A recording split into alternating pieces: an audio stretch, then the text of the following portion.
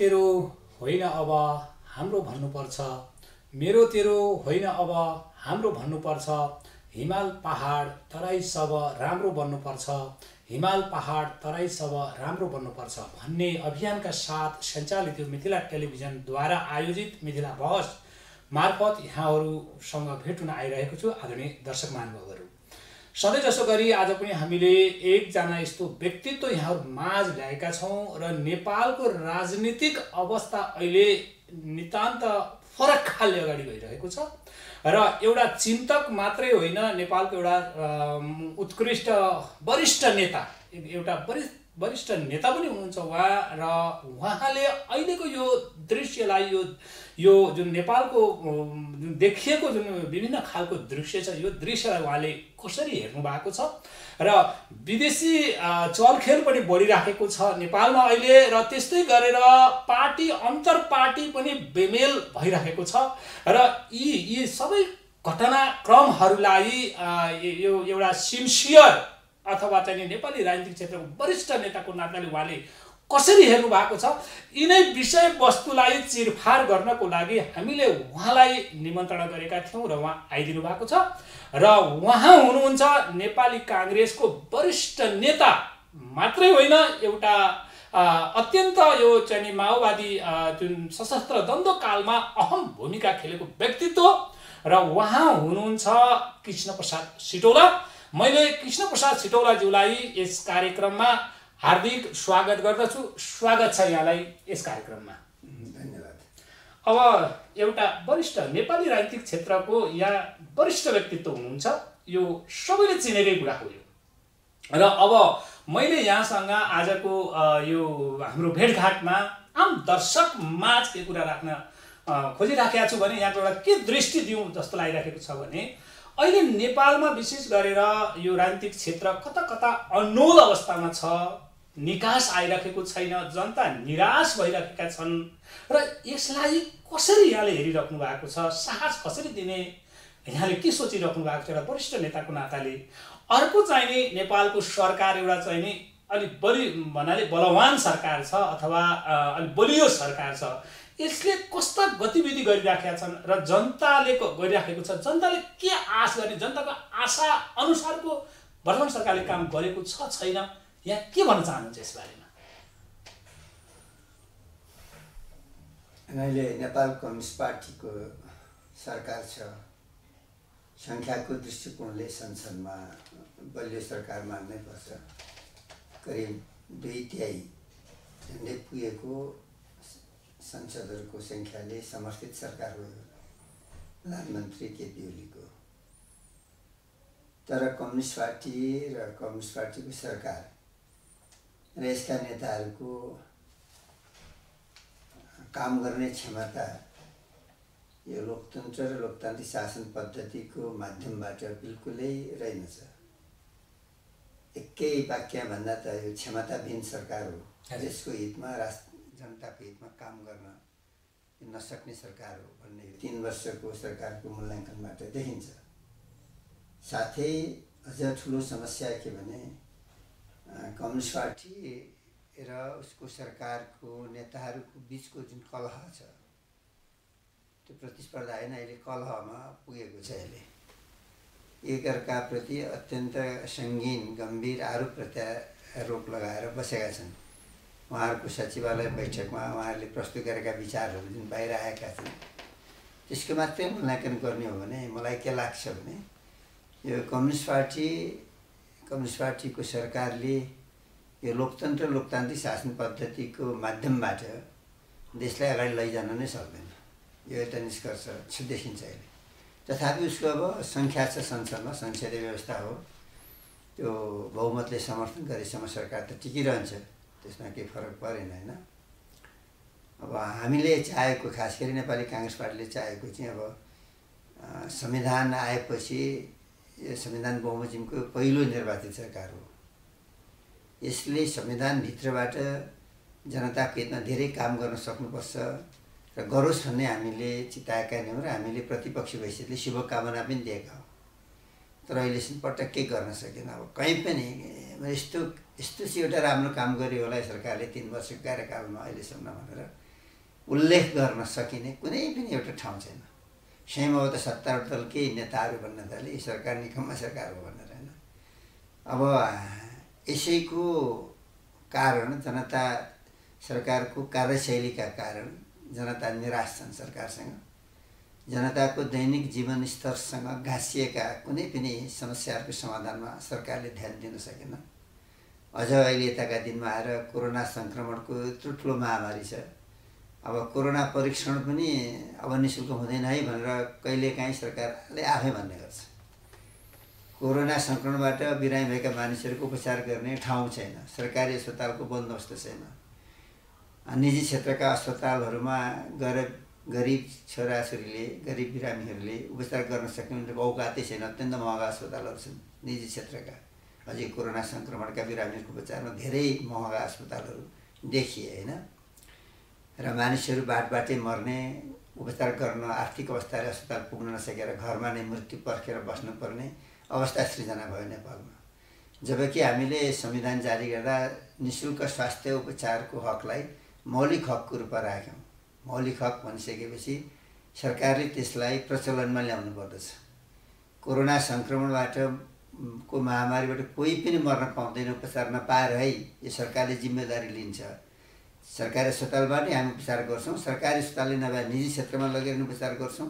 लाग्ने खर्च पर्छ हामी दिन्छौँ भनेर सरकारले घोषणा गर्नुपर्ने बेलामा मरे मरुन् मानिस भन्ने खालको व्यवहार सरकारबाट देखियो। अब एउटा स्वास्थ्य मन्त्रालय मात्रै भन्ने कुरा पनि आएन, सिङ्गो क्याबिनेट नै यसबारेमा के अरे सिन्सियर इमान्दार हामीले पाएनौँ। त्यस कारणले अहिले संविधानले अरू पनि धेरै अधिकार जनतालाई दियो। जनता निराश हुने मुख्य कारण चाहिँ के हो भने जस्तो रोजगारीको हक हुनेछ भनेर हामीले भन्यौँ, शिक्षाको हक हुनेछ हामीले भन्यौँ, आवासको हक हुनेछ संविधानले भन्यो। यो के मौलिक हकको रूपमा भन्यो। तर यसको प्रचलनमा आज यो नागरिकले यो पाएको हकलाई उपभोग गर्न पाउनुपर्छ, प्रचलनमा ल्याउनुपर्छ भन्नेतर्फ सरकारले, खास गरी केन्द्र सरकारले यसलाई कुनै गम्भीरतापूर्वक ध्यानै दिएन र त्यहीँबाट जनता निराश छन्। संविधानले धेरै अधिकार त दियो जनतालाई, तर जनताले पाएको त्यो अधिकारको प्रचलनमा सरकार उदासीन रह्यो। सरकार उदासीन रहेको हुनाले जनता सरकारसँग निराश भए र त्यो निराशाको अभिव्यक्तिको रूपमा सडकमा मानिसहरू पुग्न थालेका छन्। अहिले कोरोना सङ्क्रमणको महामारीको बिचमा पनि मुख्य कुरा चाहिँ हो। अब मैले यहाँसँग के गरेँ भने यसैसँग रहेर यहाँ एउटा वरिष्ठ नेतृत्व हुनुहुन्छ राजनीतिक क्षेत्रको र यहाँले जुन खालको भावना राखिराख्नु भएको छ, एउटा प्रतिपक्षको बेन्चबाट यो कुरा राख्नुपर्ने पनि होला नै। तर मैले यसैसँग कोट गरेर जस्तै लामो समय नेपाली काङ्ग्रेसले शासन सत्ता चाहिँ नि सम्हालेको थियो, तर पूर्वाधार विकासहरू हरेक कुराहरूका चाहिँ विकास क्रममा त ऊ पनि जोडिएको छ नि त। अहिले भर्खर आजको भोलि हामीले चाहिँ नि रिमोट चलाएर चाहिँ नि गर्ने त होइन नि भनेर भन्लान् नि त उनीहरूले त फेरि होइन र? यो तपाईँलाई सायद लामो समयसम्म काङ्ग्रेस सरकारमा सपिन्न भन्नुहोस् तपाईँले। हजुर, 48 सालमा गिरिजाप्रसाद कोइरालाको नेतृत्वमा 3.5 वर्ष सरकार भयो। त्यसपछि 52 सालको निर्वाचनपछि पहिलो मनमोहन अधिकारीजीको नेतृत्वमा 9 महिनाको एमालेकै एकलौटी सरकार बन्यो। त्यसपछि त अन पार्लियामेन्ट चलेर आयो। फेरि 56 सालमा को निर्वाचनपछि नेपाली काङ्ग्रेस पार्टीको सरकार बन्यो, त्यो करिब 2.5 वर्ष जति रह्यो। त्यसपछि संसद भङ्ग भयो। त्यसपछि तत्कालीन राजा ज्ञानेन्द्रको प्रतिगामी शासन सुरु भयो, करिब 3.5 वर्ष त्यो रह्यो। 62-63 को आन्दोलनपछि एउटा नयाँ परिवर्तन आयो, संसद पुनर्वाली हो। त्यसपछि गिरिजाप्रसाद कोइरालाको नेतृत्वमा एउटा सहमतिको सरकार बन्यो र त्यसको मुख्य जिम्मेदारी थियो संविधान सभाको निर्वाचन गर्ने थियो र संविधान सभाको निर्वाचन सम्पन्न गर्यो गिरिजाप्रसाद कोइरालाको नेतृत्वको सरकार 64 मा हैन। त्यसपछि यताका दिनमा तपाईँले सरकारको मूल्याङ्कन गर्दाखेरि काङ्ग्रेस त लगभग सरकारमै छैन भन्दा हुन्छ। जति बेला सरकारमा छ त्यति बेला आफूले बोलेको कुरा पुरा गरेको छ। तर 64 पछि पहिलो प्रधानमन्त्री प्रचण्डजी बन्नुभयो, दोस्रो प्रधानमन्त्री माधव नेपालजी बन्नुभयो, तेस्रो प्रधानमन्त्री झलनाथ खनालजी बन्नुभयो, चौथो प्रधानमन्त्री बाबुराम भट्टराई बन्नुभयो र 4 वर्ष बित्यो। र त्यो कम्युनिस्ट पार्टीको नेतृत्वको सरकारले संविधान नेतृत्वमा त्यसबेला देशले संविधान पनि पाएन। संविधान पाएन मात्रै हैन, देशले त्यसपछि संसद भङ्ग भयो, संविधान सभा भङ्ग भएपछि निर्वाचन पनि पाएन। त्यसैले निर्वाचनै गर्नका लागि भनेर प्रधान न्यायाधीश खेलराजलाई ल्याएर प्रधानमन्त्री कुर्सीमा राखेर देशलाई निर्वाचनमा लैजानु पर्ने एउटा बाध्यात्मक परिस्थिति सिर्जना भयो। यसरी हेर्नुहोस्, त्यो 4 वर्ष कम्युनिस्ट पार्टीका नेताहरू निरन्तर सरकारमा छन्। एक त्यसरी हेर्नुहोस्, काङ्ग्रेस नेतृत्वमा छैन।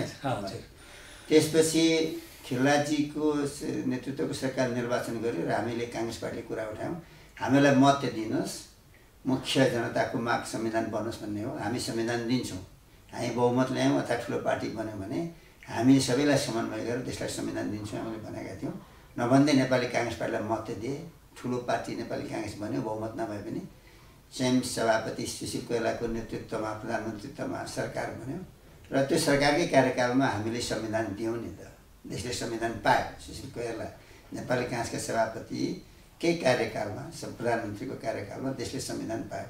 त्यसपछि फेरि एमालेको नेता केपी ओलीजी प्रधानमन्त्री हुनुभयो होइन, त्यसपछि फेरि प्रचण्डजी प्रधानमन्त्री हुनुभयो काङ्ग्रेस समर्थनमा, अनि त्यो निर्वाचन भयो, शेरबहादुर प्रधानमन्त्री भएपछि निर्वाचन सम्पन्न भयो, संविधानको कार्यान्वयन भयो।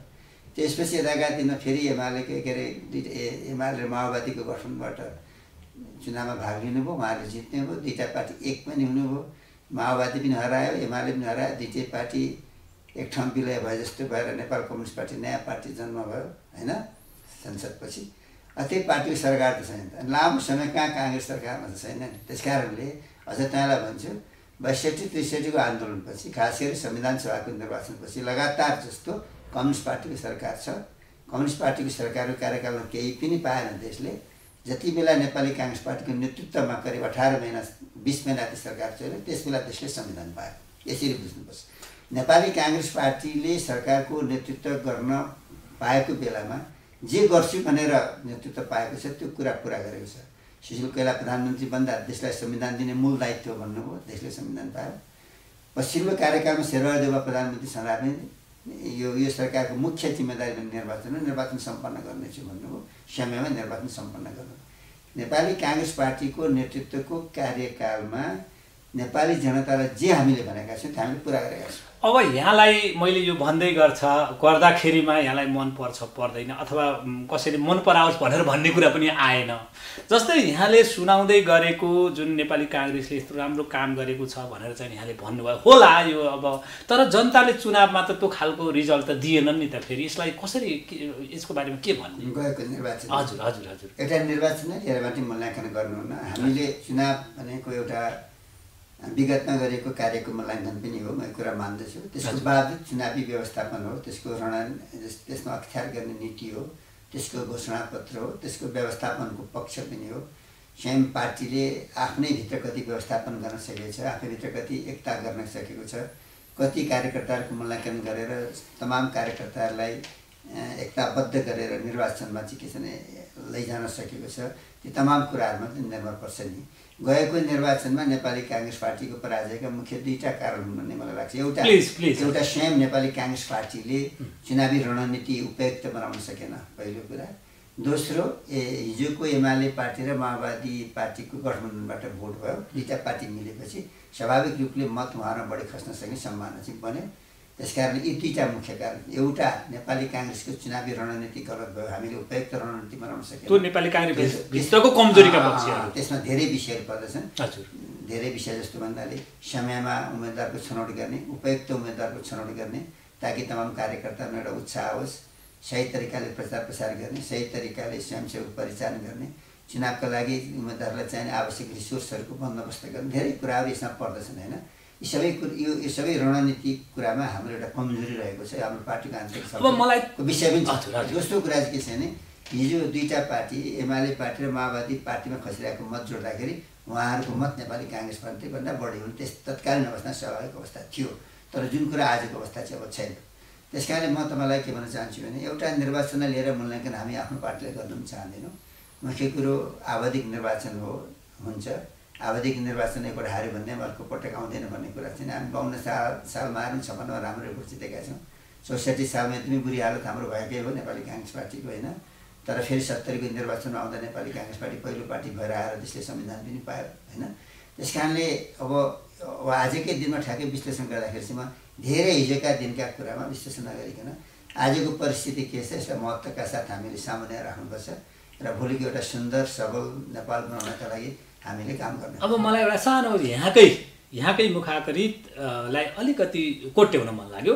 त्यो चाहिँ नि के भन्दाखेरिमा हाम्रो चुनावी रणनीति कमजोरी भयो, त्यो कमजोरी कहाँबाट भयो अथवा कोबाट भयो भन्ने यहाँहरूले त्यसको मूल्याङ्कन गर्नुभयो? अब हिजो हामीले त्यो गरेर हामीले निर्वाचनपछि लगत्तै केन्द्र कार्य समिति बैठक बसेर त्यहाँ व्यापक हाम्रो समीक्षा भएको छ। हजुर। अब त्यही कुरालाई लिएर फेरि हामी अब यो सञ्चार माध्यमबाट त्यसबेला यसले यस्तो गल्ती गर्यो, यसले यस्तो गल्ती गर्यो भनेर कुरा कोट्याएर राख्नुको अब कुनै सान्दर्भिकता पनि अब रहँदैन, त्यसलाई छोड्दै हुन्छ त्यो पार्टी। त्यो विगतमा त्यसबाट एउटा पाठ सिक्ने हो र आगामी निर्वाचनमा जाँदाखेरि बृहत एकताबद्ध भएर सम्पूर्ण पार्टीका साथीहरूलाई उत्साहित पारेर निर्वाचनमा लिएर जाने हो हामीले। फेरि कतै एउटा चाहिँ नि यहाँले कसरी यसलाई हेर्नुहुन्छ, एउटा के अरे खुकुरी बेचुवा र तपाईँको चाहिँ नि घिउ बेचुवाको कथा त्यस्तै त होइन कतै? के भने त्यो भनेको जस्तै एउटा चाहिँ नि दुईटा मित रहेछन् रे, अनि त्यो मितहरूले के गरेछ भन्दाखेरिमा एउटा खुकुरी बनाएर काठको रहेछ अरे, खुकुरी दाबभित्र त राखेर रहेछ, ओहो ल यो लगेर चाहिँ नि मिजुलाई दिन्छु, उहाँ खुसी हुनुहुन्छ अनि मलाई एक भाँडो घिउ दिनुहुन्छ भनेर चाहिँ नि मितले भन्नुभएछ। अनि अर्को मितले चाहिँ के गर्नुभएछ भने एउटा ठेकीभरि घिउ राखेको छु भनेर तल चाहिँ गोबर राख्नु भएको रहेछ अरे, अनि माथि मुखमा मात्रै अलिकति घिउको डल्लो राख्नु भएको रहेछ अरे। अनि त्यसपछि त्यो दुईटा मितले चाहिँ साट्नु भएछ अरे क्या एक आपसमा, अनि घरमा जहाँ छुट्टिनु भयो आफ्नो आफ्नो गन्तव्यतिर लाग्नुभयो। लागेपछि आज त मैले गजबले चाहिँ ठगेँ भनेर चाहिँ नि एक आपसमा भन्दै सोच्दै जानु भएको रहेछ। अनि त्यो गइसकेपछि हजुरको चाहिँ नि अब ठ्याक्क खसी काट्नको दसैँको बेलामा खसी काट्नको लागि खुकुरी निकाल्दा त काठको रहेछ अरे, हे मलाई त गरेछन् के अरे मिजुले त फसाउनु भएछ मलाई त भने जस्तै गरेर। अनि अर्कोले फेरि गएर चाहिँ अब घिउ भात मजाले खानु पऱ्यो भन्दाखेरि तल यसो निकाल्दाखेरि त गोबर रहेछ अरे, भनेपछि बाफ्रे यो त हामी भनौँ न उस्तै पो रहेछौँ त, मलाई म पनि ठग्थेँ उहाँले पनि मलाई ठग्नु भएछ भनेर चाहिँ भनेको थियो अरे। यो खुकुरी बेचुवा र घिउ बेचुवा जुन तपाईँले हजुर पनि सुनेको खानु प्रचलित तपाईँको मुखबाट बढ्नु सुनेको मात्रै हो मैले। हजुर हजुर त्यो ठाउँमा त अहिले रुलिङ पार्टी कम्युनिस्ट पार्टी छ नि। हजुर हजुर। माओवादी मैले त चुनावी रणनीतिकै कुरामा माओवादीले आफ्नो परिचय गुमायो र कम्युनिस्ट पार्टी बन्यो, एमाले आफ्नो परिचय गुमाएर कम्युनिस्ट पार्टी बन्यो। हजुर हजुर। होइन एउटा खुकुरीवाला एउटा घिउवालै छन् त्यहाँ। हजुर हजुर। अहिले खुकुरीवाला घिउवालाको हालत चाहिँ त्यहाँनिर छ, त्यही सोध्नुहोस्, मलाई नसोध्नुहोस्। नेपाली काङ्ग्रेस पार्टी स्पष्टसँगले आफ्नो दृष्टिकोणसहित आफ्नो विचारसहित राजनीति गर्दै आएको छ, देशका लागि जनताका लागि। हामीले गर्ने राजनीति आफ्नै लागि पनि त होइन, जनताका लागि हो, राष्ट्रका लागि हो। राष्ट्रको अस्तित्वको रक्षा गर्नु छ, नेपाली जनताको आर्थिक प्रगति गर्नु छ, जनताको अधिकार आर्थिक राजनीतिक सामाजिक सांस्कृतिक सबै अधिकारलाई हामीले संरक्षण दिनु पनि छ, त्यसलाई सुदृढ गर्नु पनि छ र यो संविधानले जे अधिकार दिएको छ त्यसलाई प्रचलनमा ल्याउनु पनि छ, अझै थप अधिकार प्राप्त गर्नु पनि छ, जनतालाई दिनु पनि छ। होइन त्यसको लिडिङ नेपाली काङ्ग्रेसले गर्छ, त्यसको नेतृत्व नेपाली काङ्ग्रेस पार्टीले गर्दै आएको छ र नेपाली काङ्ग्रेस पार्टीले गर्नेछ। त्यसैले त 70 वर्षदेखि भन्दा लामो सङ्घर्षदेखि नेपाली काङ्ग्रेस पार्टी नेपालको राजनीतिमा भनेको नेपाली जनताको सेवामा समर्पित हुँदै आएको पार्टी छ। त्यसैले नेपाली काङ्ग्रेस पार्टीको मूल्याङ्कन गर्दा तपाईँहरू जस्तो वरिष्ठ पत्रकार महोदयले खुकुरी बेचुवा र घिउ बेचुवाको उदाहरण दिनु बिल्कुलै हुँदैन। न नेपाली काङ्ग्रेस पार्टी त्यस्तो ठग हो, न नेपाली काङ्ग्रेस पार्टी त्यस्तो बेकुब हो। नेपाली काङ्ग्रेस पार्टी चलाख पार्टी पनि छ, दूरगामी दृष्टिकोण सोचका साथ अगाडि हिँड्न सक्ने पार्टी पनि छ। यसमा सङ्घर्षबाट खारिएका धेरै नेता साथीहरू पनि छन्, यसमा धेरै युवा पङ्क्तिका साथीहरू पनि छन्, धेरै बुद्धिजीवीहरूको समर्थन रहेको पार्टी पनि हो। यसमा तमाम गरिब मानिसहरूले आशा भरोसा गर्ने पार्टी पनि हो। स्वयं नेपाली काङ्ग्रेस पार्टीले अँगालेकै सिद्धान्तको आधारमा त देशले संविधान पाएको छ, सङ्घीयता, लोकतन्त्र, गणतन्त्र, समाजवाद, राष्ट्रियता यसैमा आधारित संविधान छ नि अहिले हाम्रो। हामीले जुन कुरा बिपी कोइरालाकै पालादेखि अगाडि आयौँ, राष्ट्रियता, लोकतन्त्र, समाजवाद भनेर, तिनै सिद्धान्तको सेरोफेरोमा त को जगमा त संविधान निर्माण भएको छ। पक्कै पनि अब नेपाली काङ्ग्रेसभित्रको पुरानो पार्टी त सबैलाई थाहा भएको, त्यो भित्रको पनि कृष्ण प्रसाद सिटौला यहाँमा कौशलता छ भन्ने कुरा सबैले बुझेकै छन्, जुन त्यो प्रकट भइराखेको छ। अब मैले यहाँसँगै एउटा जोडिएको अलि लामो जोडेर चाहिँ मैले एउटा जिज्ञासा राख्न चाहेँ। जस्तै 2052-53 सालदेखि 2073-74 सम्मको कृष्ण प्रसाद सिटौलालाई मैले स्मरण गर्दैछु र त्यो पछाडिको कृष्ण प्रसाद सिटौलालाई कता कता तपाईँको चाहिँ मिडियाले खोज्नुपर्ने अवस्था भयो। भनेपछि त्यति चर्चित कृष्णप्रसाद सिटौला अहिले आएर किन यस्तो ओझेलमा पर्नुभयो अब भन्न मिल्ने नमिल्ने के आइपऱ्यो यहाँलाई र यहाँ यसरी ओझेलमा पर्नु भएको प्लिज यहाँका पनि त शुभचिन्तक छन् नि यहाँको अलि मन फुल्ने के अरे अलि भनौँ सबैको चित्त बुझ्दो तरिकाले यहाँको भनाइ राखिदिनुहोस् न यस बारेमा के कारणले यति पछाडि पर्नु भएको तपाईँले यो सञ्चार माध्यमकै कुरा गर्नुभयो हजुर धेरै सञ्चार माध्यममा म गएको छैन अहिले स्वाभाविकै भन्नु तपाईँले मलाई धेरै पटक अनुरोध गरेर यहाँ ल्याउनु भएको छ हजुर हजुर यो मिथिला टेलिभिजन भन्नुभयो यसो शब्दबाट अलिकति आकर्षण छ तपाईँले मलाई घरैमा आएर बोलाउनु पऱ्यो म आजै आइपुगेँ यसरी बुझ्नु र पहिलो कुरा दोस्रो कुरा के भने जिम्मेवारीले पनि मानिस धेरै सार्वजनिक भइराखेको हुन्छ नि त अहिले म कुनै पार्टी कुनै पदाधिकारी कुनै जिम्मेवारी पदमा छैन होइन त्यसले पनि त अलिक कमै विचारहरू बाहिर आउँछन् नि त त्यही कारण यसलाई चाहिँ एकदमै सामान्य र सहज रूपमा लिनुहोस् र म धेरै यो प्रोपोगन्डामा आफ्नै बारेमा धेरै प्रोपोगन्डामा विश्वास गर्ने मान्छे पनि म होइन काम गर्दै जानुपर्छ भन्ने हो परिस्थितिले जुन ठाउँमा आफूलाई पुर्याएको छ समयले जुन ठाउँमा आफूलाई पुर्याएको छ त्यो ठाउँबाट त्यस बेलाको समाजलाई समाजको भलाइका लागि काम गर्ने हो भन्ने विचारमा आधारित गरेर हामीहरूले राजनीति गरेका छौँ नि त त्यस कारणले यो धेरै चर्चामा किन आएन भन्ने कुरामा कुनै गुनासो गर्नुको कुनै अर्थ छैन। अब मैले यहाँसँग फेरि यहाँसँगै निहित जस्तै यो सशस्त्र द्वन्द्वलाई एउटा व्यवस्थापन गर्नको लागि यहाँको पनि सरकारी वार्ता टोलीको तर्फबाट ठुलो भूमिका छ किनभने यहाँकै संयोजकत्वमा सरकारी वार्ता टोली बनेको थियो र अहिले विभिन्न चाहिने क्रिया अन्तर्क्रिया र क्रियाकलापहरू यहाँहरूले जुन सञ्चालन गर्नुभयो जसको कारणले माओवादी द्वन्द्व भनौँ सशस्त्र द्वन्द्व एक खालले चाहिँ व्यवस्थापन भयो त्यसमा यहाँको अहम रोल छ सबैले बुझेकै कुरा हो यो। अब अहिले आएर यहाँ संविधान मसौदा समितिको सभापति पनि यहाँ हुनुभयो र अहिले संविधान यहाँकै सभापतित्वमा जुन गठित जुन संविधान सभाको जुन मसौदा समितिले संविधान निर्माण पनि गर्यो तर त्यो संविधान कार्यान्वयन गर्ने कुराहरूमा हामीले हेर्दाखेरिमा यहाँहरूको त्यो संविधानको मर्म के हो कम्तीमा यहाँ जस्तो व्यक्तित्व यहाँ आइराख्दाखेरिमा यो कुरा पनि खुलाउनुपर्छ जस्तो मलाई लाग्यो त्यो भित्रको मर्म के हो।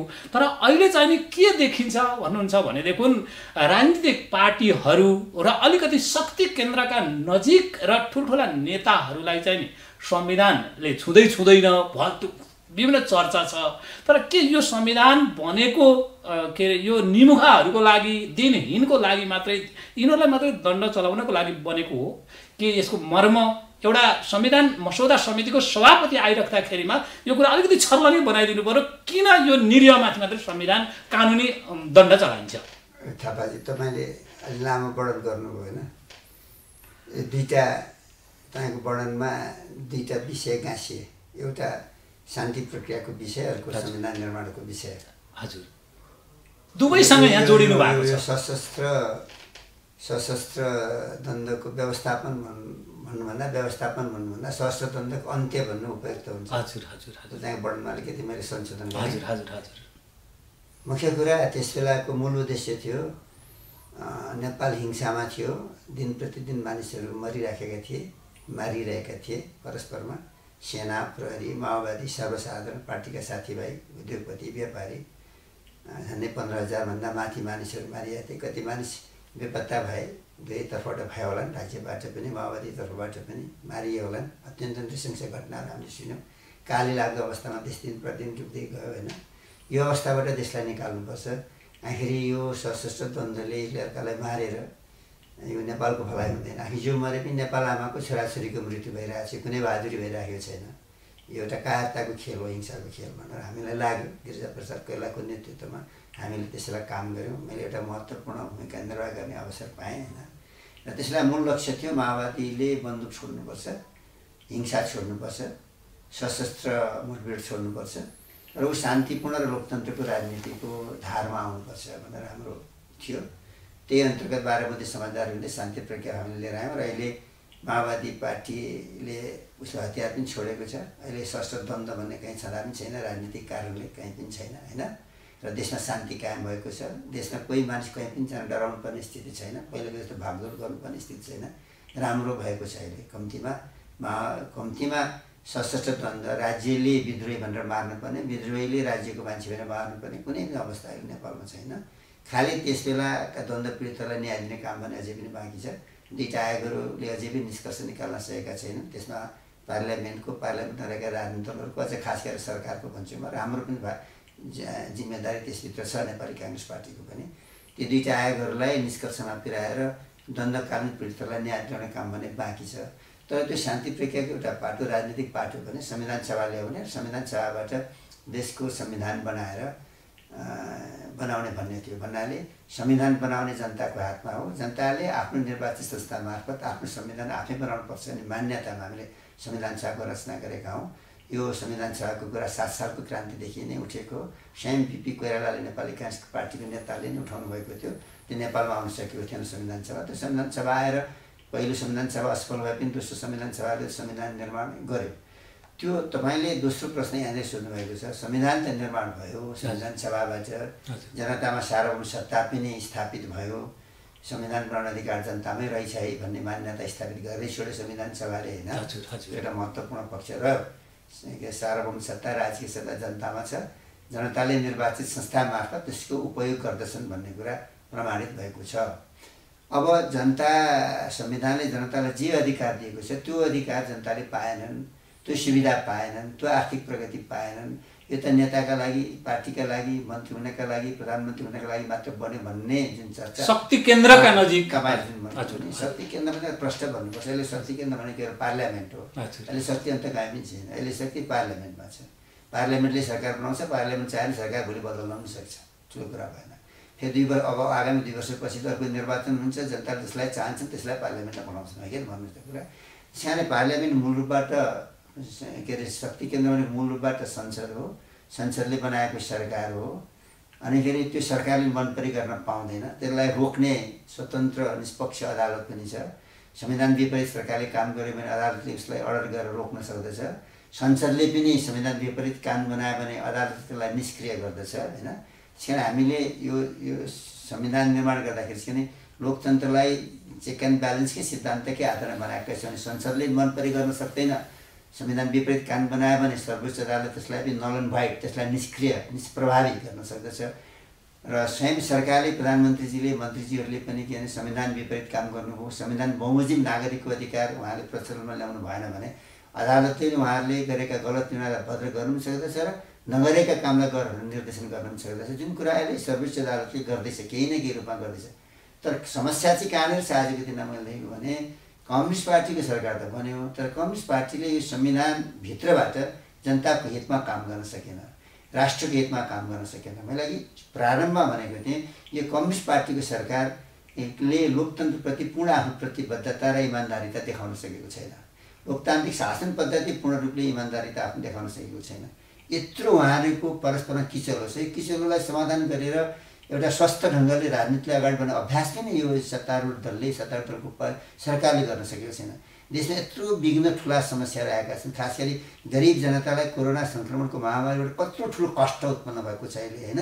यो त कष्ट निवारण गर्नलाई कसरी गरौँ है भनेर एउटा सर्वदलीय बैठक पनि प्रधानमन्त्रीजीले बोलाएर छलफल गर्ने एउटा आँट गर्न सक्नुभएको छैन। यो त अत्यन्त दुःखको कुरा त हो नि। त्यस कारणले यो अहिलेको रुलिङ पार्टीको गैर जिम्मेवारीका कारण, यसको गैर क्षमताका कारण, यसको क्षमतै नभएका कारण जनतालाई कष्ट परेको हो। अब त्यसको मूल्याङ्कन जनताले आगामी निर्वाचनमा गर्छन् र उनीहरू वैकल्पिक पार्टी खोज्छन्। विकल्पमा जसले राम्रो के अरे जनताको पक्षमा नीति ल्याउँछ, कार्यक्रम ल्याउँछ, त्यसले जनतालाई विश्वास गराउँछ, त्यसलाई रोजगार मिल्छ। अब मैले यसैसँग जोडेर यहाँले जस्तै गर्ने त सरकारले नै हो, रुलिङ पार्टीले नै गर्ने हो, जनतालाई सुविधा दिने भनेको रुलिङ पार्टीले नै हो। तर जस्तै नेपाली काङ्ग्रेस अहिले संसदमा प्रमुख प्रतिपक्षी दलको रूपमा भूमिका खेलिरहेको छ भनेर हामीले भन्नै पर्ने हुन्छ। के गरेको छ त त्यो आफ्नो ठाउँमा होला, उसले कस्तो रोल खेल्यो त्यो त गर्न सकेन भन्नु न। तर प्रतिपक्षीको भूमिका संसदमा भएन, सडकमा भएन भन्दा हुन्छ। हो, यो कम्तीमा पनि एउटा प्रमुख प्रतिपक्षले जुन एउटा लगाम एउटा चाहिँ लगाउनु पर्ने हो सत्ता पक्षलाई, खोइ नेपाली काङ्ग्रेसको अथवा प्रमुख प्रतिपक्षको त गतिविधि नै एकदम शून्य छैन कि जस्तो छ। यो के भएको? यसलाई दुईटा कुराबाट तपाईँले हेर्नुहोस्। हजुर, संविधान जारी भएपछि पहिलो सरकारका सामु धेरै संविधान बमोजिम कानुन बनाउने चुनौतीहरू पनि हुन्छन्, होइन? त्यस अर्थले नेपाली काङ्ग्रेस पार्टी प्रतिपक्षमा रहेर पनि संसदमा एउटा रचनात्मक भूमिका निर्वाह गर्न खोज्यो। प्रतिपक्षको स्वाभाविक रूपले यसलाई हेर्नुपर्छ। संविधान निर्माण भएको छ र पहिलोपटक यो बमोजिमको सरकार आएको छ। यसै कारणले यो संविधानको कार्यान्वयनका लागि निकै धेरै कानुनहरू बनाउन आवश्यक छ, ऐनहरू बनाउन आवश्यक छ। सरकारले त्यो दिशामा द्रुत गतिले काम गर्न सकोस् भन्ने त सदासयता नेपाली काङ्ग्रेस पार्टीले राखेकै हो। संसदमा रहने हाम्रा दलका नेता लगायत संसदका साथीहरूको विचार प्रस्तुतिलाई मूल्याङ्कन गर्दै नै पाइन्छ। नेपाली काङ्ग्रेस पार्टी एउटा नरम पार्टीकै रूपमा एउटा रचनात्मक सहयोगको रूपमा संसदमा प्रस्तुत भएकै हो। दोस्रो, सडकमै नेपाली काङ्ग्रेस पार्टीले कुनै ठोस विरोधका कार्यक्रमहरू गर्न सकेन, ल्याउन सकेन। कार्यक्रम नै नल्याएपछि कार्यक्रम हुने कुरा तल पनि मानिस लाएर भएन। यो दुईटै कुरा भन्नुहोस्। तर अब आजको दिनमा चाहिँ प्रष्टताका साथ हामीले आफ्नै आत्मसमीक्षा गर्ने बेला भएको छ। केन्द्रले मूल्याङ्कन गर्ने बेला भएको छ। संसदीय दलले पनि नेपाली काङ्ग्रेस पार्टीको केन्द्र समितिले पनि र हरेक तहका नेपाली काङ्ग्रेस पार्टी जस्तो प्रदेशमा पनि सरकार छ, प्रदेशमा पनि हाम्रो संसदीय दल छ, प्रदेश संसदीय दलका नेताहरूले पनि स्थानीय तहका हाम्रा निर्वाचित भएका साथीहरू अथवा निर्वाचित नसकेका सबै साथीहरूले पनि सङ्गठनका सबै तहका साथीहरूले गम्भीरतापूर्वक सोच्ने बेला भएको छ। र अब भने यो व्यवस्था बचाउनका लागि भन्नाले लोकतन्त्रको संरक्षणका लागि, लोकतान्त्रिक शासन पद्धतिको संरक्षणका लागि, यो संविधानबाट जनताले जे अधिकार पाएका छन् त्यसका लागि, जे राजनीतिक पद्धति पाएका छन् सङ्घीय लोकतान्त्रिक गणतन्त्रात्मक संसदीय शासन व्यवस्था जुन बहुलवादमा आधारित छ त्यसलाई सुदृढ बनाउनका लागि र त्यसको माध्यमबाट देशलाई समृद्धि, जनतालाई समृद्धि, जनतालाई आर्थिक प्रगति दिनका लागि नेपाली काङ्ग्रेस पार्टीले जनताको माझमा गएर एउटा नयाँ चेतनाको जागरण ल्याउन आवश्यक छ। त्यो चाहिँ म मान्दछु। अहिले यति बेला हामीहरू पार्टीको महाधिवेशनको मुखमा प्रवेश गरेका छौँ। जति छिटो महाधिवेशन सम्पन्न हामी गर्न सक्छौँ त्यति छिटो हामी कार्यक्रमहरू लिएर जान सक्छौँ भन्ने मलाई लागेको छ। तथापि महाधिवेशनका कार्यक्रम पनि सञ्चालन गर्दै जाने र विरोधका कार्यक्रमहरू गर्दै जानको लागि कुनै बाधा पर्छ जस्तो मलाई लागिरहेको छैन। अब मैले यहाँसँग नेपाली काङ्ग्रेसलाई फेरि यसरी भन्न मन लाग्यो, नेपाली काङ्ग्रेस प्रमुख प्रतिपक्षी हो कि सत्तापक्षी छुट्याउन गाह्रो। जस्तै 8वटा मन्त्रालय चाहिँ नि दियो भने हामी त सरकारमा आउँछौँ भनेर कोलाई राख्नुपर्ने, यहाँहरूकै चाहिँ नि सभापतिले गएर गोप्य भेलामा चाहिँ त्यस्ता कुराहरू गरेका कुराहरू पनि मिडियाले लेखेका छन्। अब सत्यता के हो? कम्तीमा यहाँ जस्तो व्यक्तित्व आउँदै गर्दाखेरिमा यहाँको सङ्गठन विभाग प्रमुखले पनि केही कुराहरू व्यक्त गर्नुभएको, यहाँले पनि हेर्नु भएको होला कि 8वटा मन्त्रालय पायो भने अब नेपाली काङ्ग्रेस फेरि के अब प्रतिपक्षको भूमिका अब कुन साथीले के भने म जान्दिनँ। अहिले यो नेपाल कम्युनिस्ट पार्टी फुट्छ र नेपाली काङ्ग्रेस सत्तामा जान्छ भन्ने खालको जुन बाहिर आएको छ, यी सबै झुट र भ्रमका खेती हुन्। अब भ्रमका खेती हुन्। यसमा कसैले अलमलिने काम छैन। कम्युनिस्ट पार्टीलाई हामी अहिले पनि शुभकामना दिन चाहन्छौँ। तपाईँहरूले मिलेर देशलाई राम्रो चलाउनुहोस्, जनताको हितमा काम गर्नुहोस्, शुभकामना हामी दिन चाहन्छौँ। नम्बर 1। नम्बर 2, कम्युनिस्ट पार्टी फुट्छ भन्ने कल्पनामा काङ्ग्रेसलाई नबस्नका लागि मेरो चाहिँ विशेष अनुरोध छ। त्यस कारणले काङ्ग्रेस पार्टीको सभापतिजीलाई मैले यही बारेमा मैले सोधेँ, जहाँ प्रेसमा हल्ला भएपछि मैले सोधेँ संवैधानिक परिषदको बैठक कहिले गर्ने भनेर, कसरी गर्ने, कसरी आयोगहरूलाई पूर्णता दिने, धेरै रिक्त स्थानहरू छन्, कति आयोगहरू गठनै भएका छन् होइन भनेर प्रधानमन्त्रीले बोलाउँदा म गएको एकजना साथीलाई लिएर भनेर सभापतिले मलाई भन्नुभएको छ। सभापतिले मलाई भनेको कुरा नै मैले विश्वास गर्ने हो, बाहिर उडाउने त्यो कुरामा कसरी विश्वास गर्छु। त्यस कारणले प्रेसमा जसरी यो विचार आयो नेपाली कम्युनिस्ट फुट्दैछ, कम्युनिस्ट पार्टी फुट्दैछ, नेपाली काङ्ग्रेस सरकारमा जाँदैछ भन्ने कुरा यी सबै भ्रमका खेती हुन्। यसका पछि तपाईँ पनि नलाग्नुहोस् न। भनेपछि यहाँको भनाइअनुसार नेपाल कम्युनिस्ट पार्टी नेकपा, डबल नेकपा चाहिँ नि फुट्दैन, यहाँको यो भविष्यवाणी हो? होइन, मलाई फुट्ने नफुट्ने उसको कुरा, जुट्ने नजुट्ने उसको कुरा। तर नेपाली काङ्ग्रेस पार्टी चाहिँ यो कम्युनिस्ट पार्टीसँग मिलेर अहिले सरकारमा जाँदैन। तर नेपाली काङ्ग्रेस पार्टी आगामी निर्वाचनसम्म प्रतिपक्षमै रहन्छ। प्रतिपक्षमै रहेर जनताको आवाज नेपाली काङ्ग्रेस पार्टीले संसदमा उठाउँछ, सडकमा उठाउँछ। अनि नेपाली काङ्ग्रेसको संस्थापन पक्षले त नेकपालाई फुटालेर सत्तामा जाने खालको भित्री योजना छ भन्ने खालको कुरा आएको छ। यहाँले अब यहाँ जस्तो व्यक्तित्वले थाहा नपाएको भन्न त सुहाउँदैन। कम्तीमा पनि यो त्यो हो होइन अलिकति प्रश्न पारिदिनु पर्यो। यहाँ त कति प्रश्न पार्ने? कम्युनिस्ट पार्टी फुट्छ फुट्दैन उसैलाई सोध्नुहोस्। हजुर। तर नेपाली काङ्ग्रेस आगामी निर्वाचनभन्दा अगाडि कम्युनिस्ट पार्टीसँग मिलेर अथवा कम्युनिस्ट पार्टी कुनै चोइटासँग मिलेर सरकार बनाउने काङ्ग्रेसको कुनै कोडमा कल्पना पनि हुन सक्दैन। भनेपछि यहाँहरूको त्यसरी यदि नेपाली काङ्ग्रेस सत्ता त्यसरी साझेदार बनेर गयो भने यहाँहरूको सपोर्ट हुँदैन भन्ने यो धारणा हो यहाँको? होइन, नेपाली काङ्ग्रेस पार्टी सरकारमा जान्न। ढुक्क रहनुहोस् न यसमा घरिघरि किन सुतिराख्नुहुन्छ? हजुर। बेकार खर्च गर्नु। अब मैले फेरि अलिक फरक खालको, जस्तै जब नेपालमा राजनीतिक पार्टीहरूमा अलिकति अन्तर बेमेल र पार्टी बीचको बेमेल हुन्छ, अहिले त्यस्तो पनि देखिएको छ। कतै यो कम्युनिस्ट पार्टीभित्र पनि कता कता के यस्ता चाहिँ नि असमान के अरे यो भन न बेमेलहरू छन्, काङ्ग्रेसभित्र पनि त्यस्ता बेमेलहरू छन् र देशको राजनीतिक अवस्था अलिकति अस्थिर छ। जब यो अस्थिर भइरहेको बेलामा तपाईँको यो चाहिँ विदेशी चलखेल नेपालमा बढ्छ भन्ने गरिन्छ, लगभग दृश्यहरू पनि त्यस्तै देखिएका छन्। यो परम्परा हो अथवा चाहिँ नि यो तपाईँको नियमित हो? यसको बारेमा पनि अलिकति यहाँ जस्तो व्यक्तित्वले प्रश्न बनाइदिनु। मेरो विचारमा व्यवस्था अस्थिर छैन, व्यवस्था स्थिर छ, स्थिर व्यवस्था हो। हजुर। तर यो यो यो यो व्यवस्थालाई, यो संविधानले चाहिँ राजनीतिक व्यवस्था ल्याएको छ, यसलाई संशोधन मार्फत परिमार्जन गर्दै यसको मूल मर्म र यसको कार्यदिशामा विचलन नल्याइकन यसलाई अगाडि बढाउन सकिन्छ। पार्लियामेन्टले संशोधन गरेर यसका समय सापेक्ष यसलाई बनाउँदै संविधानलाई विकसित गर्न सक्दछ।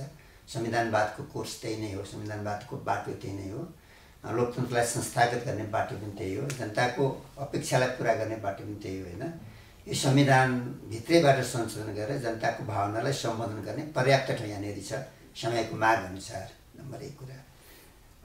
नम्बर 2 कुरा, यो त्यसैले यो व्यवस्था अस्थिर होइन। पहिलो भन्छु, यो अहिले यस स्थितिका राजनीतिक दलहरू अस्थिर हुन सक्छन्। नेता मैले राजनीतिक अवस्था अस्थिर भनेकै हो। राजनीतिक दलहरू व्यवस्था र दल भन्नु फरक हुन्छ। राजनीतिक दलहरू भनेको व्यवस्थाकै एउटा अङ्ग हो। त्यो राजनीतिक दलहरू अस्थिर हुन सक्छन्, पुराना दलहरू सखाप र नयाँ दल आउन पनि सक्छन्। यो ठुलो चिज भएन। हिजो चुनावका ताका माओवादी पार्टी र एमाले पार्टी भन्ने थियो, आजका दिनमा माओवादी पार्टी र एमाले पार्टी भन्ने छैन, कम्युनिस्ट पार्टी भन्ने मात्रै नयाँ पार्टी छ। यस्तो हुनसक्छ।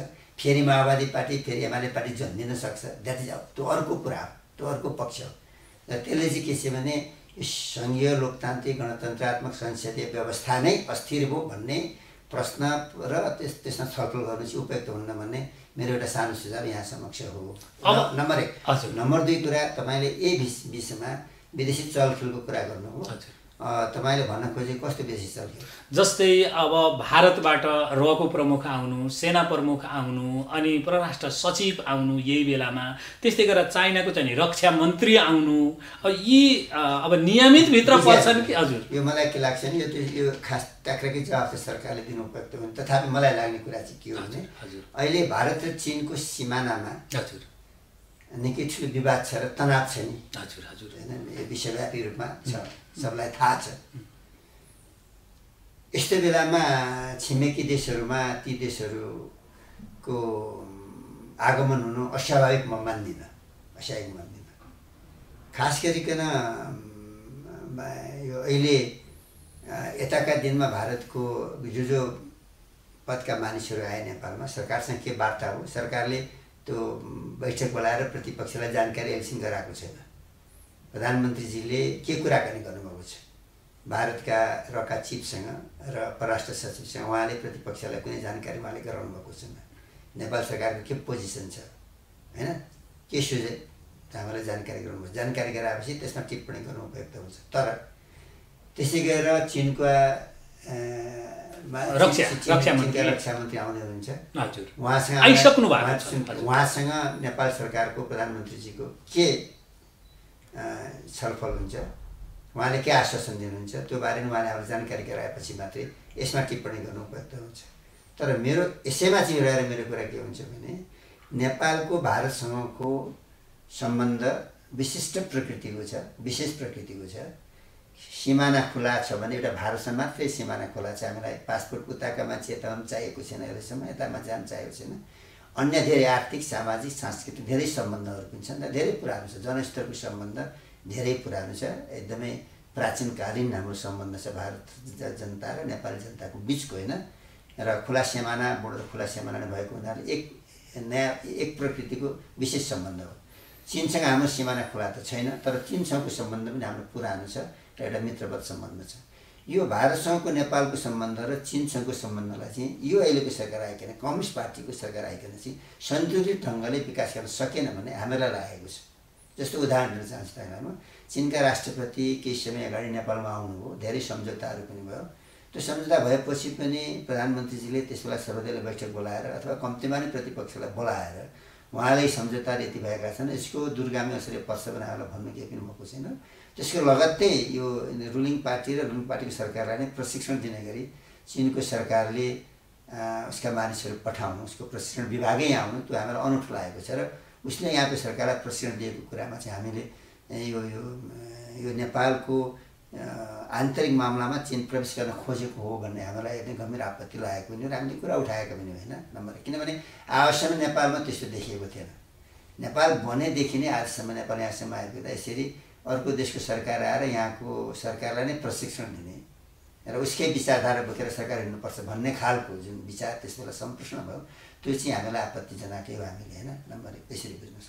तर हामी के चाहन्छौँ भनेदेखि जस्तो नेपालमा लोकतन्त्र छ, लोकतान्त्रिक शासन पद्धति छ, चीनमा त लोकतन्त्र लोकतान्त्रिक शासन पद्धति छैन। चीनमा त कम्युनिस्ट पार्टीको शासन छैन, एकदलीय शासन पद्धतिको व्यवस्था हो चीनमा। भारतमा लोकतन्त्र छ र बहुदलीय शासन पद्धतिको देश हो मुलुकमा। राजनीतिक विचारधाराका दृष्टिकोणले नेपालको शासन व्यवस्था भारतको शासन व्यवस्थासँग नजिक छ। तर यसको अर्थ यो पनि होइन कि त नेपाल चाहिँ चीनमा चाहिँ अर्कै व्यवस्था छ भने छ, त्यस कारणले नेपालको चीनसँग सम्बन्ध राम्रो हुँदैन भन्ने पक्षमा त नेपाल रहनु हुँदैन नि त होइन। दुईटा ठुला छिमेकी राष्ट्रहरू छन्, शक्तिशाली छिमेकी राष्ट्रहरू छन्, विश्व शक्तिको रूपमा उदाइरहेका छिमेकी राष्ट्रहरू छन्। त्यो दुईटा छिमेकी राष्ट्रहरूमा भएको विकासको फाइदा नेपालले उठाउनुपर्छ भन्नेमा त नेपाली काङ्ग्रेस पार्टी छ। त्यसैले हामी चाहन्छौँ भारतसँगको सम्बन्ध पनि त्यही ढङ्गले हामीले विकास गर्न सक्नुपर्छ, चीनसँगको सम्बन्ध पनि त्यही ढङ्गले हामीले विकास गर्न सक्नुपर्छ। हामी चीनतिर लागेर हामीले भारत विरोधी हुन पनि सक्दैनौँ, हामी भारततिर लागेर चीन विरोधी हुन सक्दैनौँ। हामी नेपालीले नेपालको हितमा काम गर्ने हो, नेपाली जनताको हितमा काम गर्ने हो। हाम्रा विदेशी सम्बन्धहरू नेपाल र नेपाली जनताको हितमा केन्द्रित भएर हाम्रो विदेश सम्बन्धहरू विकसित हुनुपर्छ हाम्रो मान्यता हो। यहीँनिर गर्दा मैले एकपटक आलोचना गरेको छु, आज पनि त्यही मलाई भन्न मन लागेको छ। अब केही दिनपछि सरकारले कसरी विकास गर्छ, सरकारले हामीलाई भनेपछि थाहा होला, अन्तरमा के कुरा हो त हामीलाई थाहा भएको छैन होइन। तर हामी चाहिँ के चाहन्छौँ भने नेपालको परराष्ट्र सम्बन्ध असंलग्न परराष्ट्र नीति र पञ्चशीलको सिद्धान्तका आधार हुनुपर्छ भन्ने कुरो संविधानमा नै नीतिगत सिद्धान्त मूल्य गरेको व्यवस्था हो। त्यसलाई चाहिँ नेपालले गुमाउनु हुँदैन। असंलग्न परराष्ट्र नीति र पञ्चशीलको सिद्धान्तकै आधारमा नेपालले आफ्नो सम्बन्धलाई विकसित गर्नुपर्छ भन्ने मलाई लाग्दछ। अब मैले यहाँले यो राख्दै गर्दाखेरिमा यो भन्न मिल्छ कि मिल्दैन यहाँसम्म मैले प्रस्तुत गरेँ। जस्तै छिमेकी राष्ट्रहरूका जिम्मेवार व्यक्तित्वहरू नेपालमा आइराख्दाखेरिमा नेपालले आफ्नो चाहिँ भूमिका बढाउन थालेछ र आफ्नो मूल्य खोज्न थालेछ भन्न मिल्छ कि मिल्दैन? होइन, यो मलाई कस्तो लाग्छ नि, यो अहिलेको यसलाई धेरै ठुलो अनेक कोणबाट प्रश्न गर्नुभन्दा अब नेपालको सरकारले आमन्त्रण गरे उहाँहरू आउनु, यतिमा सीमित रहनुहोस्, यतिमा मात्रै छलफल गर्नु उपयुक्त हुन्छ। र अब नेपाल सरकारले आमन्त्रण नगरिकन त उहाँहरू आउनुहुन्न, न भारतको आउनुहुन्छ न चीनको आउनुहुन्छ होइन। र नेपाल सरकारले आवश्यकता महसुस गराएको हो कि नेपाल सरकार? अब तपाईँ यिनीहरू कुरा छ, नेपाल सरकारले त आमन्त्रण गर्दा इनिसिएटिभ कसको थियो? अब भारतको आउँदा भारतको थियो कि अग्रसरता नेपाल आउने, चीन आउँदाखेरि चीनको अग्रसर थियो कि नेपालको अग्रसर थियो भन्ने कुरा त जबसम्म यस्तो विषयमा स्वयं प्रधानमन्त्रीजीले हामीहरूलाई भन्नु न तबसम्म यसमा टिप्पणी गर्नुको अर्थ पनि त रहँदैन, राम्रो पनि त हुँदैन नि। अनुमानका बारेमा यसबारेमा धेरै टिप्पणी गर्नु आवश्यक हुन्न। अब मैले विशेष गरेर यहाँको पार्टीतिर जाँदैछु। जस्तै नेपाली काङ्ग्रेसमा जोसुकै प्रवेश गर्यो भने पनि जिम्मेवार पद पाइहाल्ने यो दृष्टान्तहरू देखिएका छन्, यहाँले पनि मनन गरिसक्नु भएको छ। अनि के अब नेपाली काङ्ग्रेसमा नीति सिद्धान्त त्याग यो सकिएको गणेशमानहरूलाई बिर्सिन थालिएको हो? जस्तै बीपीको दर्शनलाई बिर्सिन थालिएको हो? कृष्णप्रसाद भट्टराई जस्ता सन्त नेताहरू अब तोपन नेपाली काङ्ग्रेसभित्र हराएको हो, जबकि सुनिल थापा जस्तो मान्छे फुत्त छेरिन्तेकै सहमहामन्त्री पाउने, यो कस्तो? यहाँहरूको आत्माले के भन्छ यसलाई? यो मलाई के लाग्छ नि, मैले कार्य समितिमा अलिकति कुरा उठाएको छु। हजुर, अन्य पार्टीका नेताहरू नेपाली काङ्ग्रेस पार्टीमा प्रवेश गर्दा नेपाली काङ्ग्रेस पार्टी विस्तार त हुन्छ नै, केही न केही मत नेपाली काङ्ग्रेस पार्टीको बढ्छ, केही न केही कार्यकर्ताको सङ्ख्या पनि बढ्छ, त्यसलाई हामीले स्वागतै गर्नुपर्छ एक। हजुर, तर कुरा चाहिँ के हो भने नेपाली काङ्ग्रेस पार्टीमा निरन्तर काम गरेका मानिसहरू प्रोत्साहित भएका छन् कि छैनन्? नेपाली काङ्ग्रेस पार्टीमा रहेर निरन्तर सङ्गठित भएर नेपाली काङ्ग्रेस पार्टीको उद्देश्य नीति यसको अन्तर्गत कार्यक्रममा संलग्न मानिसहरूले प्रोत्साहित भएका छन् कि छैन, उनीहरूले आफूलाई सम्मान फिल अनुभव गरेका छन् कि छैन, त्यसको हामीले मूल्याङ्कन गर्दा ती साथीहरूले प्रोत्साहित भएका छैन। मैले कार्यसमितिमा कुरा उठाएको छु र मैले स्वयं भर्खरै गएको कार्यसमितिको बैठकमा नै मैले कुरा उठाएको छु कि यो 13औं महाधिवेशनपछि यहाँसम्म आइपुग्दाको मेरो एउटा मूल्याङ्कन छ, म सानो टिप्पणी गर्न चाहन्छु सभापतिजी भनेर कार्यसमितिमा मैले औपचारिक कुरा उठाएको छु। त्यही कुरा अहिले म भन्न चाहन्छु। म पनि यो नयाँ कुरा होइन मैले भन्ने कुरा कि यो अहिलेको कार्यकालमा नेपाली काङ्ग्रेस पार्टीकामा निरन्तर काम गरेका सङ्घर्षशील साथीहरू, अझ जसको आर्थिक अवस्था कमजोर छ, ती साथीहरूले यो पार्टीमा प्रोत्साहन पाउनु भएको छैन, उनीहरू उत्साहित हुने अवस्था पाउनु भएको छैन। त्यसैले उनीहरूको मनोबल उठाउने कुनै पनि कार्यक्रम आउन सकेन। त्यसैले नेपाली काङ्ग्रेस पार्टीमा निरन्तर काम गरे बापत नै मूल्याङ्कन हुन्छ, जिम्मेदारी पाउँछन् भन्ने सन्देश तपाईँले के दिन सक्नुहुन्छ भनेर कुरा उठाएको छु। र वास्तवमा अरू पार्टीका साथीहरू नेपाली काङ्ग्रेस पार्टीमा ल्याउँदा के भयो भन्ने कुरा भन्दा पनि नेपाली काङ्ग्रेस पार्टीकामा निरन्तर काम गर्ने साथीहरूले अवसर पाउन छोडे र नेपाली काङ्ग्रेस पार्टीका पुराना साथीहरूले प्रोत्साहित हुन छोडे। यो चाहिँ दुःखको कुरा हो। भनेपछि यसको अर्थ हो यहाँको भनाइ भनेको संस्थापन पक्ष विशेष गरेर सभापतितिरै मेरो अलिकति उहाँले जे भन्यो त्यही हुने भयो, हामीले केही अहिले आखिर यो त केन्द्रीय कार्य समितिको निर्णयले हुने कुरा हो। तर जस्तो पहिले विजय केसदारजी प्रवेश गर्दा पनि शेरबहादुरजी, रामचन्द्रजी लगायतका साथीहरूले सहमतिबाट गर्नुभएको रहेछ। अहिले सुनिल थापाजीहरू प्रवेश गर्दाखेरि पनि उहाँले सहमतिबाटै निर्णय गर्नुभएको रहेछ र सहमतिबाटै उहाँलाई प्रवेश गराएको भनेर प्रस्ताव आयो होइन, केन्द्रीय कार्य समिति बैठकमा आयो। अब अहिले केन्द्रीय कार्य समिति भनेको सभापतिजी लगायत पदाधिकारी साथीहरू, केन्द्र सदस्य साथीहरूको सङ्ख्या हेर्ने हो भने त झन्डै 70% माथि त सभापतिकै एकदम 2/3 माथिको बहुमत उहाँसँग पकाउँछ, त्यो निर्णय भइहाल्छ। त्यसै गरेर दोस्रो अल्टरनेटिभ पावर भनेको त रामचन्द्र पौडेलजी नै हो नि, उहाँ वरिष्ठ नेता हुनुहुन्छ, उहाँ केही साइडबाट जित्ने साथीहरू, महामन्त्री शशाङ्क हुनुहुन्छ, कोषाध्यक्ष हुनुहुन्छ, धेरै केन्द्र सदस्य साथीहरू हुनुहुन्छ, उनीहरू जिम्मेदार साथीहरू हुनुहुन्छ होइन। दोस्रो आजको दिनमा केन्द्रीय कार्य समितिको सङ्ख्याको दृष्टिकोणले भन्यो भने सभापति र त्यसपछि रामचन्द्रजी पौडेलजीकै समूहहरू छन्। आखिर जसै कुरा गर्ने विचारहरूमा नीतिहरूमा त लाइक डिसलाइक त जरुर हुन्छ नि त तपाईँको होइन, इस्यु बेस्ड कुरा त हुन्छ नि त। मैले उठाउने कुरा त विचारको आधारमा मात्र हुन्छ, एकदम सङ्ख्याकै आधारमा लबिङ गरेर ठुलो सङ्ख्या बनाएर निर्णयमा नै प्रभाव पार्न सक्ने सङ्ख्याका दृष्टिकोणले त मेरो त छैन किन गर्छु। तथापि मैले आफ्नो विचारहरू उठाउने गरेको छु लागेको कुरा र सभापति लगायत वरिष्ठ नेता लगायत सबै साथीले गम्भीरतापूर्वक सुन्दै गर्नुभएको छ। त्यसैलाई मैले उपलब्धि ठानिरहेको छु अहिलेका दिन।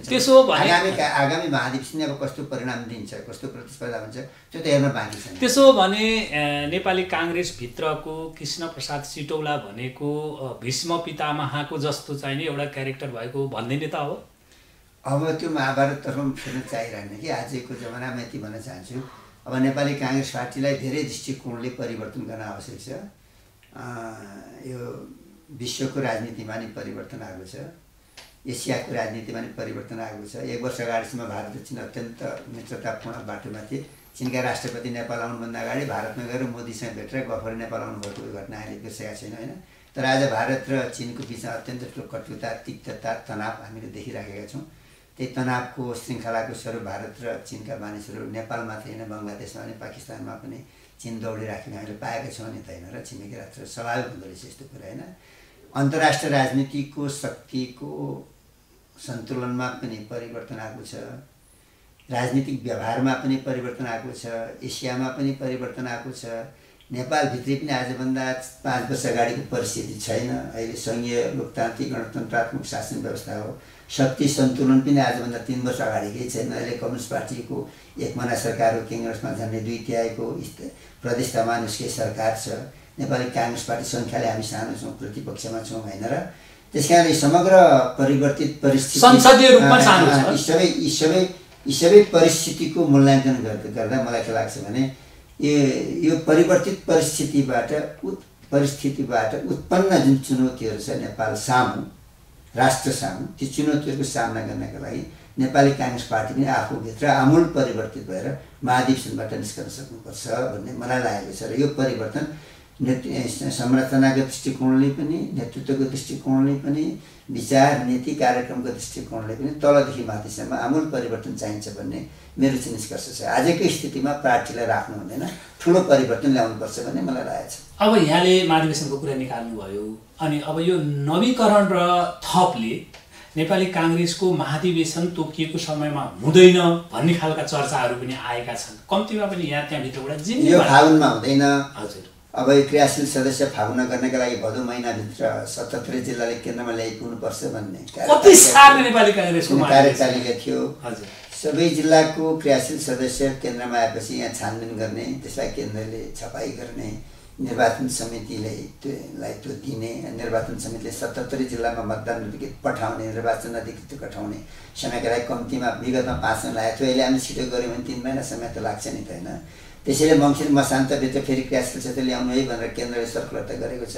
मलाई त अझै नै पत्ता लागेको छैन कि मङ्सिर मसान्तमा 77 जिल्लाबाटै आइपुग्छ भन्ने मलाई विश्वास लागेको छैन, होइन? आइपुग्यो भने पनि त अरू 3 महिना चाहिँ समय लाग्छ। पुष माघ फागुन मसान्त पुगिहाल्छ भनेपछि यो महाधिवेशन चाहिँ के छ भने ज्येष्ठ महिनामा भन्दा अगाडि कुनै हालतले मैले सम्भव देखेको छैन। अझ यसमा काम गर्नमा ढिलाइ भयो भनेदेखि ज्येष्ठमा नहुने स्थिति आउन सक्छ र त्यो नहोस् भन्नको लागि मैले भर्खरै मात्र कार्य समितिमा नि कुरा उठाएको हुँ अस्ति, र अहिले फेरि सभापतिजीलाई नै कुरा राखेको छु। कारणले कार्य समिति बैठक बोलाउनुहोस्, त्यहाँ छलफल गरौँ भनेर वरिष्ठ नेता रामचन्द्र पौडेलजीलाई भनेको छु। हामीले महाधिवेशनको कार्यतालिका परिमार्जन गरौँ। अब यो पुष महिनाबाट पहिलेको कार्यतालिका फागुनमा महाधिवेशन गर्नका लागि पुष महिनामा जिल्ला अधिवेशन टुङ्गिनुपर्छ, जुन सम्भव छैन। अब यहाँकै अनुसार लगभग मैले पनि यताउता त्यो मिडियाहरूबाट यसो देखेको महाधिवेशनलाई लम्ब्याउने काम चाहिने के अरे नेपाली काङ्ग्रेसभित्र सिटौलाजीहरूले नै गर्नु भएको छ भन्ने खालको कता कता तेर्काइको कुराहरू पनि सुनिन्छ। त्यो यो सत्यता हो त? त्यसो हो भने पछि जानुको होइन? कस्तो छ त, फागुनमा त हुँदै हुँदैन, नहुने कुरामा किन अड्केर बस्नुहुन्छ तपाईँ? हजुर। फागुनमा कसरी महाधिवेशन हुन्छ त? क्रियाशील सदस्य देशबाट नआइकन महाधिवेशन कसरी हुन्छ? होइन, गर्न खोज्ने संस्थापन पक्षले त गर्ला नि त। कसरी गर्छ बताउनुहोस् न मलाई, तपाईँले केही बुझेछन् बताउनुहोस् त, म नयाँ ज्ञान आर्जन गरौँ। होइन, मैले नि अब सबै कुरा त यसो मिडियाको कुराहरूलाई नै लिने हो, त्यहाँभित्रको सबै कुरा त अब मिडियाले उडन्ती कुरा सोध्नु पनि हुँदैन, मिडियाले उडन्ती कुरा भन्नु र छाप्नु देखाउनु पनि हुँदैन। म तपाईँलाई भन्छु, म क्रियाशील सदस्य सबै जिल्लाबाट केन्द्रमा आइसकेपछि छानबिन समिति केन्द्रमा हुन्छ। त्यसमा भएका गुनासो उजुरी जे आउँछ त्यसलाई निर्णय दिनुपर्छ छानबिन समितिले। विगतमा 4-5 महिना लागेको थियो, अहिले हामी फास्ट गऱ्यौँ भने 1.5 महिना जति लाग्ला। केन्द्रीय कार्यालयले त्यसपछि त्यसलाई छपाउनु पर्यो। छपाउनुलाई विगतमा 2 महिना लागेको थियो, अहिले छिटो गऱ्यो भने 1 महिना लाग्ला। छोटो भन्छु, साँगुरो गर्दा, होइन? निर्वाचन समितिले 75 जिल्लामा निर्वाचन अधिकृत खटाउनु पर्यो, उसले बैठक गर्नु पर्यो, मान्छे लिनु पर्यो, पठाउनु पर्यो, अथवा त्यहीँ बेला तोक्नु पर्यो। त्यो निर्वाचन अधिकृत सम्बन्धित जिल्लामा जिल्ला कार्य समितिको पार्टीको बैठकमा भाग लिनु पर्यो। त्यसको लागि समय त कम्तीमा 3 महिना, कम्ती भनेको यो विगतमा 5 महिना लागेको थियो, अहिले कम्तीमा गएर 3 महिना लाग्छ। मानिलिनुहोस् अहिले केन्द्रले भदौमा ल्याऊ भनेको एउटै जिल्लाले पठाएनन्। केन्द्रको कुरा कुनै जिल्ला सभापति कसैले मानेनन्, ल्याउन सकेनन्। ल्याउन सक्ने परिस्थिति नै थिएन। साँगुरो कार्यतालिका थियो, साउन भदौ छ, बर्खा छ, बाढी छ, कोरोना सङ्क्रमणको त्रासदी छ, त्यो छोटो समय कसरी गर्न सक्छ र गर्न सकेनन्। अब अहिले फेरि ठ्याक्कै 1 महिनामा ल्याऊ भनेपछि 1 महिनामा आउँदैन सबै जिल्लाको। अझै समायोजन टुङ्गेको छैन, कतिपय जिल्लाको अझै पनि बाँकी छ समायोजन। 70कै बाँकी छ, 12कै बाँकी छ, सिन्धुपाल्चोकको बाँकी छ, होइन? एकदम व्यावहारिक कुरा गरेर मैले भनेको छु, यसलाई ठेल्दै अन्तिम भदौतिर नपुर्याउनुहोस्। भदौतिर पुर्याएपछि समस्या हुन्छ काङ्ग्रेस पार्टीलाई। त्यसपछिको अर्को फागुनमा त स्थानीय चुनावमा पुग्नुपर्छ हामीले। त्यसैले ढिलोमा पनि ज्येष्ठ महिनाभित्र त गरौँ भन्दाखेरि उहाँले कार्यतालिकै बनाउन नमान्नु भनेको चाहिँ के हो भने ठेल्दै भदौमा पुर्याउनु उहाँहरूको दाउ हो। तपाईँले बुझेको छु, कुरो बुझ्दैन। त्यसैले भदौतिर नठेलौँ भनेर अगाडि गर्नको लागि मैले परिमार्जन गरौँ भनेको नि यो फागुनको त सम्भवै छैन। कहाँ सम्भव हुन्छ? असम्भव कुरालाई चाहिँ सम्भव हुन्छ भने कथा हाल्नु ढाँट्नु त हुँदैन नि साथीभाइलाई। पक्कै पनि। अब यहाँहरूको आन्तरिक कुराहरू कसरी मिलाउनुहुन्छ मिलाउनुहोस्। कम्तीमा पनि नेपाली काङ्ग्रेसका पीडित पक्षले साहस पाएको महसुस गरून्, हामी यो कामना व्यक्त गर्छौँ। र उहाँहरूले एउटा जिज्ञासा पठाउनु भएको छ, यो नेपाली काङ्ग्रेसभित्र अलिक छोटोमा राखिदिनु पर्ला। नेपाली काङ्ग्रेसभित्र नातावाद कृपावादले चाहिने हामी त साह्रै पीडित भयौँ। तपाईँसँग आज चाहिने हाम्रो सिटौला चाहिने नेताजीको भेटघाट हुँदैछ अरे, हाम्रो दिन कहिले आउने हो, हाम्रो पक्षमा अब उहाँले पनि बोलिदिनु, कसले बोलिदिनु हो, यति कुराहरू पार्टीमा 2 पटक मूल्याङ्कन हुन्छ। एकपटक केन्द्रले गर्छ, एकपटक कार्यकर्ताले केन्द्रको गर्छन्। मुख्यतया लोकतन्त्र आइसकेपछि मूल्याङ्कन भनेको निर्वाचन हो। निर्वाचनमा अवसर पाउने भनेको होइन। निर्वाचनमा उम्मेदवारको छनौट केन्द्रले गर्छ। उम्मेदवारको मूल्याङ्कन कसलाई दिने कसलाई नदिने, समानुपातिकमा कसलाई, प्रत्यक्षमा कसलाई, यो मूल्याङ्कन गर्छ केन्द्रले होइन। अनि महाधिवेशनमा मूल्याङ्कन गर्छ केन्द्रको कार्यकर्ताहरूले। अब ठ्याक्कै महाधिवेशन प्रवेश गरेका छौँ। अब अहिले कार्यकर्ताहरूको जुन गुनासो चाहिने भन्नु भने, यदि त्यो गुनासो सही हो भने उहाँले मूल्याङ्कन गर्नु। फेरि यो बढी गुनासो आएको छ 2 नम्बर प्रदेशबाट। त यो मूल्याङ्कन ती कार्यकर्ताहरूले गर्नु पर्यो र यो महाधिवेशनमा नेतृत्व परिवर्तन गर्नु पर्यो। मूल्याङ्कन नगर्ने नेतृत्वलाई नाता गोता इष्ट मित्र वरिपरिका मान्छे पैसावालालाई अवसर दिने, पार्टीका कार्यकर्तालाई मूल्याङ्कन नगर्ने, पार्टीका मूल कार्यकर्तालाई आर्थिक स्थिति कमजोर कार्यकर्तालाई कार्यकर्ता नठान्ने, धनी मान्छेलाई मात्रै कार्यकर्ता ठान्ने भन्ने खालको गुनासो व्यापक आउँछ नि। त्यस्तो साँच्चै हो भने, त्यस्तो फिल भएको छ अब मूल्याङ्कन गर्नु पर्यो। कसलाई नेतृत्वमा ल्याउँदा, वडादेखि केन्द्रसम्म कस्तोलाई नेतृत्व ल्याउँदा कार्यकर्ताको सही मूल्याङ्कन हुन्छ भन्ने लाग्छ, त्यसैलाई नेतृत्वमा ल्याउनु पर्यो उहाँहरूले। भन्नुको अर्थ अब अहिले कार्यकर्ताको हातमा हामी छौँ। हजुर हजुर। त्यसैले कार्यकर्ताले मूल्याङ्कन गर्नुपर्छ। कसलाई पार्टीको नेतृत्वमा पुर्याउँदाखेरि कार्यकर्ताको सही मूल्याङ्कन हुन्छ, कसलाई नेतृत्वमा पुर्याउँदा परिवर्तित परिस्थितिमा राष्ट्र सामु उपस्थित चुनौतीहरूको सामना गरेर लोकतन्त्रलाई संस्थागत गर्न सक्छ, लोकतान्त्रिक शासन पद्धतिको माध्यमबाट देशको रक्षा गर्न सक्छ, आम जनतालाई प्रगति समृद्धिको अभियानमा लैजान सक्छ, त्यसलाई नेतृत्वमा पुर्याउनु पर्यो। अब मैले यहाँसँगै सोधेँ, किनभने यहाँ गएको चाहिँ महाधिवेशनमा पनि यहाँले चाहिँ सभापतिकोमा चाहिँ उम्मेदवारी दिनुभएको थियो, त्यहाँबाट एक खालको रिजल्ट पनि आयो र अहिले चाहिँ यहाँ एकदम साइलेन्ट बस्नु भएको छ र धेरै कार्यकर्ताहरूले यहाँलाई एकदम नजिकबाट हेरिराख्नु भएको छ। अबको महाधिवेशनमा यहाँको उपस्थिति कस्तो रहन्छ? हाम्रो प्रतिस्पर्धा हुन्छ। हाम्रो विगतमा जसरी 3टा समूहहरू थिए, अहिले 3टा त कम्तीमा हुने नै हो। हजुर हजुर। भनेपछि त्यसको एउटा समूहको नेतृत्व यहाँले गर्नुहुन्छ? भन्नै पर्दैन। ए हजुर हजुर। अब यहाँलाई हाम्रो यस मिथिला नेपाल टेलिभिजनको तर्फबाट पनि सफल हुनुहोस्। हाम्रो ठाउँबाट पनि यहाँलाई हामीले नेपाली काङ्ग्रेसको सभापति बनाउनको लागि हामीले सकेको जति भूमिका खेल्छौँ, यही मिडियाबाट पनि यहाँ अगाडि चाहिँ हामीले यो कुरा राखेका पनि छौँ। अब मैले यहाँसँग अर्को एउटा जाँदै गर्दाखेरिमा विशेष गरेर अब हामीसँग 2टा सानसाना जिज्ञासा छन्। अब नेपाली काङ्ग्रेसले प्रस्तुत गरेको एमसीसी, सम्झौता गरेको एमसीसी नेपाली काङ्ग्रेसको तर्फबाट र यहाँको तर्फबाट यो कसरी पास हुन्छ हुँदैन अलि छोटोमा राखिदिनु। यो सरकारकै जिम्मेदारी हो। हजुर। विगतमा सरकारले गरेको सम्झौता पछिल्लो सरकारहरूले कन्टिन्यू गर्नुपर्छ, त्यो के मेरो मान्नु त, नत्र नेपालको क्रेडिबिलिटी हुन्छ। भनेपछि एमसीसीलाई पास गर्नुपर्छ। त्यो विगतको सरकारलाई पछिल्ला सरकारले निरन्तरता नदिने हो भने नेपालको विश्वसनीयतामाथि प्रश्न खडा हुन्छ भन्ने मलाई लाग्छ। त्यसमा जे परिमार्जन गर्नु छ भने कुरा राखे भयो दुई पक्ष, स्वयं सरकारले प्रतिपक्षसँग सल्लाह गरे भने त्यही विषयमा के भयो राखे। भनेपछि यहाँको आशय भनेको यदि सुझाव केही यसलाई परिवर्तन गर्नुपर्ने छ भनेदेखि परिवर्तन गर्दै राष्ट्रको हित अनुकूल बनाउँदै परिवर्तन भनेको संशोधन भन्नु, संशोधन सहित राष्ट्र हित अनुकूल संशोधन गर्दै अहिले सत्तारूढ दलबाट विचारहरू आइरहेका छन् यसलाई केही संशोधन गर्नुपर्छ भनेर। कहाँनिर संशोधन गर्नुपर्छ पर्दैन विषय प्रतिपक्षसँग सल्लाह गर्दा भयो सरकारले के भयो। तर अघिल्ला सरकारले खास गरी मित्र राष्ट्रसँग गरेको सम्झौता, अझ त्यसमा के भने यो आर्थिक विकाससँग जोडिएको जुन सम्झौताहरू हुन्छन् त्यसलाई निरन्तरता दिनका लागि चाहिँ के छ भने पछिल्लो सरकारको कर्तव्य हुन्छ। निरन्तरता दिने बेला केही समस्याहरू उत्पन्न भएका छन्, त्यसलाई सम्बोधन गर्नको लागि प्रतिपक्षको सहयोग माग्नुपर्छ सत्ताले। अब मैले यहाँसँग मिथिला नेपाल टेलिभिजनमा यहाँ आइदिनु भयो र यो मिथिला नेपाल टेलिभिजनलाई कस्तो खालको एउटा सुझाव युक्त सन्देश दिँदै यहाँ चाहनुहुन्छ, कृपया यति पनि राखिदिनुहोस्। कम्तीमा 1 मिनटभित्र यसलाई सिद्ध्याइदिनुको लागि मैले अनुरोध गरेँ यहाँलाई। लोकतन्त्र जनताको अधिकार हो। लोकतान्त्रिक शासन पद्धति जनताको राजनीतिक अधिकार मात्र होइन, जनताको आर्थिक सामाजिक सांस्कृतिक समग्र उन्नयनको बाटो पनि हो। नागरिकका व्यक्तित्व विकासमा चौतर्फी आयामहरू हुन्छन्, त्यसको आधारभूत त्यसका आधार चाहिँ के भने आर्थिक परिप्रेक्ष्यसँग गाँसिएको हुन्छ। आर्थिक जग मजबुत भयो भने नागरिकले आफ्नो प्रगति गर्न सक्छ, उसको गुण क्षमता बमोजिम उसको रुचि बमोजिम अगाडि जान सक्छ र जीवनलाई सार्थक बनाउन सक्छ आफ्नो जीवनलाई होइन। र त्यो यो दृष्टिकोणमा भनेको लोकतन्त्र र लोकतान्त्रिक शासन पद्धतिको रक्षाका लागि सञ्चार माध्यमको अत्यन्त महत्त्वपूर्ण भूमिका हुन्छ।